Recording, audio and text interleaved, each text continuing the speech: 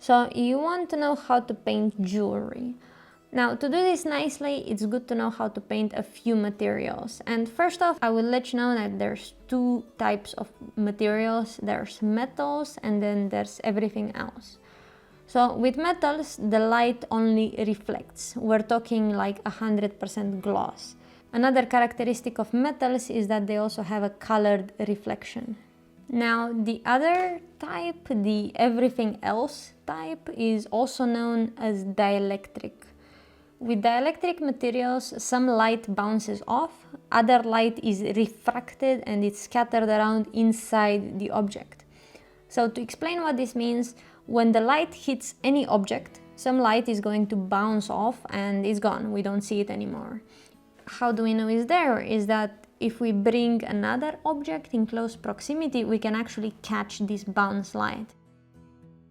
Now, the rest of the light that doesn't bounce off, it goes inside the object and it refracts, meaning that it bounces around.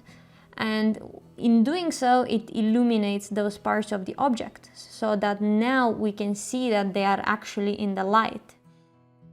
Metal absorbs all the refracted light. Basically, it's as if the light that goes inside the metal just vanishes. Metal just doesn't light up when you put a light on it, it only reflects stuff. And it appears bright when there are a lot of bright things to reflect. Now, when painting a dielectric material, the faces that are receiving the light are bright. When painting metal, the faces that reflect the light into the viewer's eyes are bright, and that means that the bright spot is going to move when you move. In short, metals look bright where they reflect light, while other materials are bright where they are touched by light. Of course, since dielectric materials are literally everything that isn't metal, this includes reflective stuff too, but nothing except metal will be purely reflective. Metal too can look less metallic when it gets mixed up with, for example, dust or when it gets rusty. Anyway, it's important to take materials seriously so you don't paint everything like it's made of plastic. And for this video, since we're doing jewelry, let's just start with gold. Gold is generally smooth, undamaged, with clear reflections, and because it's a metal, it has a colored reflection too. Now, I'm no science expert, but the way I understand it is that when gold reflects light, this light becomes a bit more warm in color, not really enough to be noticeable unless you have two pieces of gold that are close to each other in a way that makes light bounce many times from one to the other. And every time the light bounces, it changes color, I guess, and that's how we get this orange glow effect. It's quite noticeable inside of, let's say, a gold cup. And then, of course, if you look at your own reflection in a piece of gold, it will obviously be yellow and also darker than reality. Gold is darker than, for example, silver. Silver is also more shiny than gold, meaning that the same highlight will shine brighter on silver, and the reflection you see on it will be slightly brighter too.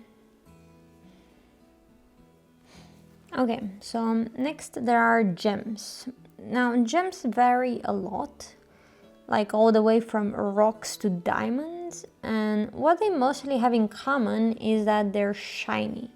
What this means is that we can take any average looking rock, polish it, add a layer of gloss, and it should look convincingly enough like a gem. Other gems are transparent, like colorful water drops, or semi-transparent. And just like when dealing with liquid, the brightness will not happen where the light first touches the thing, but rather where the light stops, so basically on the opposite side. Now, there's one more type of gems which are transparent, and they also have these faces everywhere inside them, looking all extremely complicated. Now, obviously, I don't recommend you try to understand how exactly the light travels inside these things and how and why it does what it does. I'll just simplify it for you. So here's what you should know. Gems don't look muddy and they don't look organic. And what this means for you is that most of your usual painting brushes are just not going to work on them. It's better to work with special brushes and selections. The faces inside these gems, they usually have a flat color actually, so don't waste your time with gradients, maybe only have gradient for like the largest faces. And gems can be pretty dark when they're not bright. This is something to keep in mind because people imagine for some reason that they're all bright, but actually there's a lot of super dark areas inside most gems, even diamonds. Now, most gems have only one color, so they're not that complicated to draw. Only diamonds I've seen have these random rainbow colored faces inside them, but the effect isn't too strong, so really don't overdo it. Anyway, enough about this stuff, let's jump into an example and decorate this snake. I started by drawing in the silhouette of the jewelry. Now, you can choose to do this like I did, or you can make a detailed sketch of the jewelry you want before blocking it in. In this case, I felt pretty confident to just go for it. Next thing I do once I have this silhouette is I'm going to use a layer in the add glow mode to paint in the light. I will enable color mixing then with running color and make sure that my amount of color here is set to 0.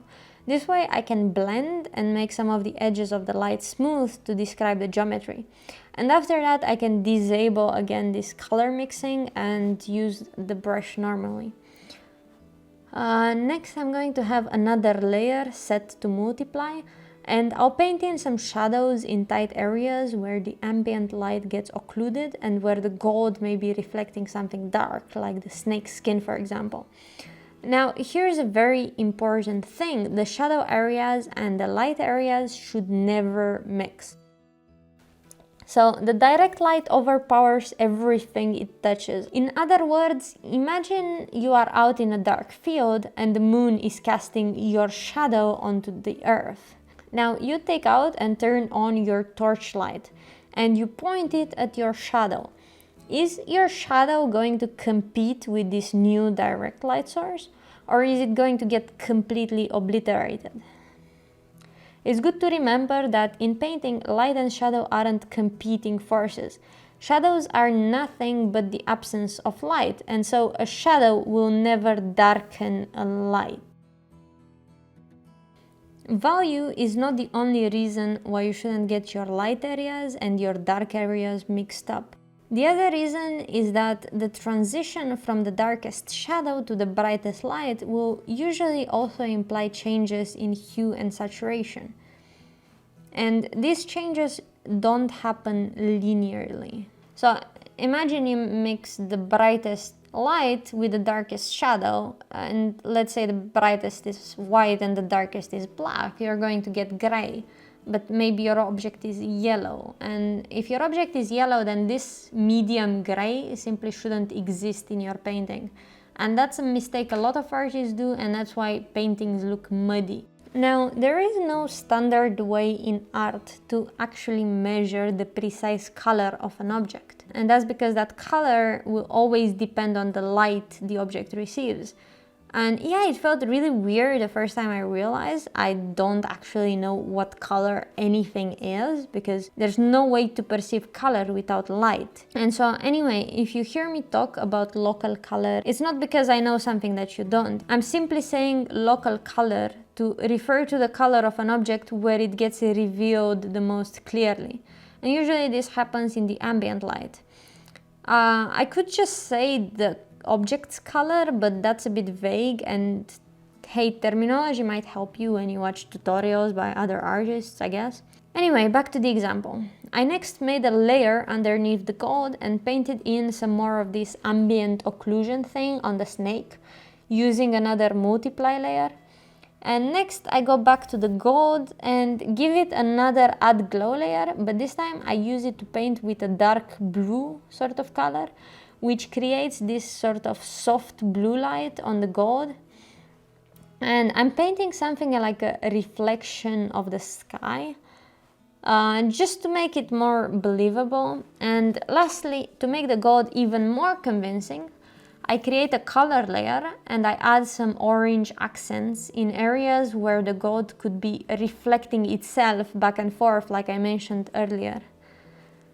Now, I want you to realize one thing, my god is not perfect. Not every area that reflects the main light source is lit.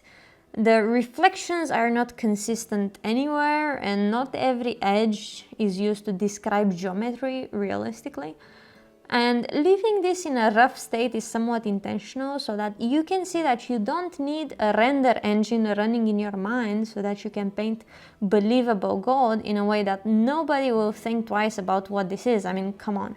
If you try following my steps, even with basic skills, your results should look quite close to mine actually. And if you do everything like I showed in this video, but it ends up looking bad, the only explanation pretty much is that you have a problem understanding the 3D nature of the subject you're painting. In other words, when you shade your image, you have a hard time deciding which surfaces should be receiving direct light and which ones shouldn't, and how much light should a surface receive based on how its angle is facing compared to the light source. I'll find some helpful video on the basics of understanding 3D shapes and whatnot when drawing, and I'll link it in the description. I hope you found this useful. For some reason I found it extremely hard to get back into making videos and to put this one together. But hey, you're watching it, so that means I finished, so that's cool. It means I overcame something, and I guess that's important. Anyway, see you next week, I hope.